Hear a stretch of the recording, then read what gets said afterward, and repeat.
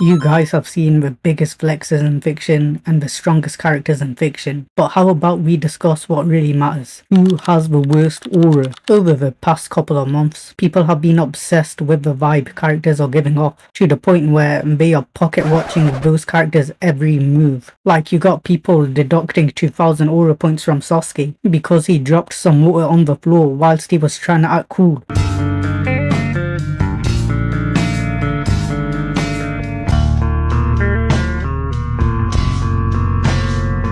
How do you even remember something so specific?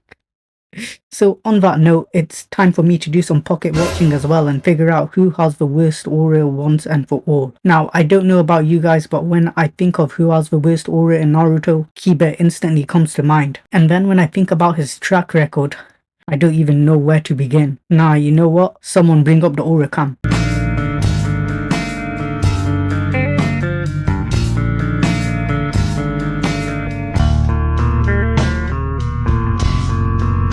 You know, it's one thing to lose a fight to the guy who you severely underestimated, but it's a whole other story when that guy beats the crap out of you with a 5-hit combo because you damn near fainted from a whiff of his thoughts. And then to add insult to injury, that moment is going to be the thing that defines you for the rest of your life. Nah, for real, Kiba might be autistic. Imagine going up to kids as a grown man and saying, "Yeah, I almost beat the Hokage back in the days, but then he shot it on my face." This guy has no shame. Also, one more thing. Do you guys remember when this bozo said he was going to be Hokage in front of Naruto and Sasuke and then proceeded to produce only one shadow clone as his brand new move? Shadow clone jutsu? You only made one! I could make way more! Even back in the day!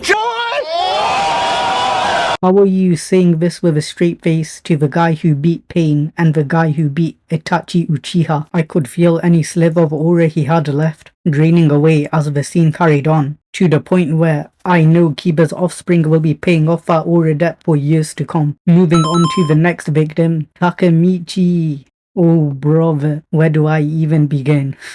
This boy, no, I mean this grown-ass man, has had his aura in the negative since birth. First of all, imagine being called Crybaby Hero as a nickname. Might I remind you all, this guy is pushing 30. Don't let that child body fool you. He has no excuse to cry as much as he does. I think if I threatened to open a Nature Valley bar on Takamichi's bed, he would genuinely have a mental breakdown. And you know what gets to me about this guy? He doesn't develop at all, physically or mentally. So from the start of the series to the end of the series, he's just absolutely violating your eardrums for no reason with his unnecessary tantrums. And you're just sitting there like that one tired SpongeBob scene, forcing down the content because you're praying that it's going to get better. Anyways, let's talk about that clip.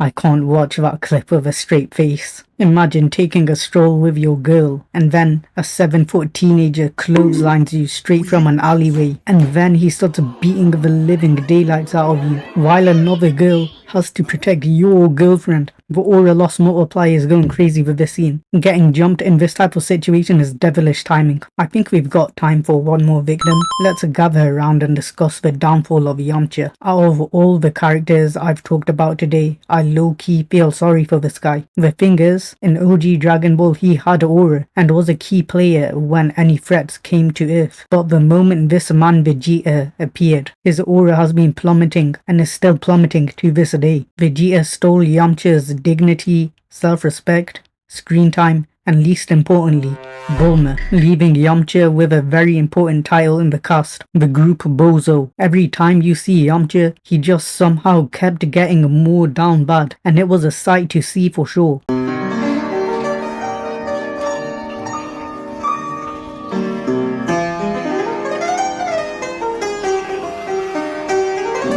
That aura video of him that you just saw isn't even the worst of it, but it sure is iconic. Not in a good way either. in Yamcha's case. You got Yamcha bragging about how strong he's gotten, and then a literal foot soldier gives him some sugar and then explodes Yamcha 6 feet under, whilst the guy who stole your girl is grinning like the Joker in the background. Now this is where stuff gets unbelievable. Do you see this picture of Yamcha all knocked out? Well, imagine if every shonen from then on decided to pay tribute to this legendary ass whooping by pulling off the exact same scenes in their animes.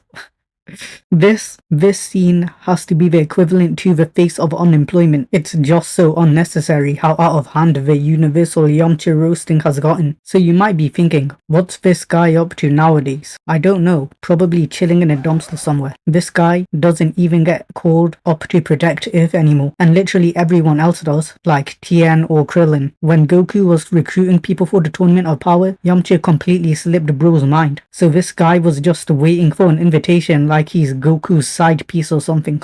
So wait, before you go, at some point they are gonna ask me to join the team for the tournament, right? I mean, surely they have to want me then. Yeah, I'm sure they'll... I've gotta say, I really enjoyed that cooking session, so you need to smash that like and subscribe so I know I can make more content like this. And if you don't, then I'm gonna touch you. Also, the comments on the last video were amazing. We got people talking about peanuts and cheese on an Adventure Time video, so keep it up. Get more creative so I don't lose my will to live. And as always, see you all in the next video. What's this tournament of power? Oh, jeez. So you heard that part, did you? Duh. Well, you see, it's... What? So he's going off to recruit Krillin now?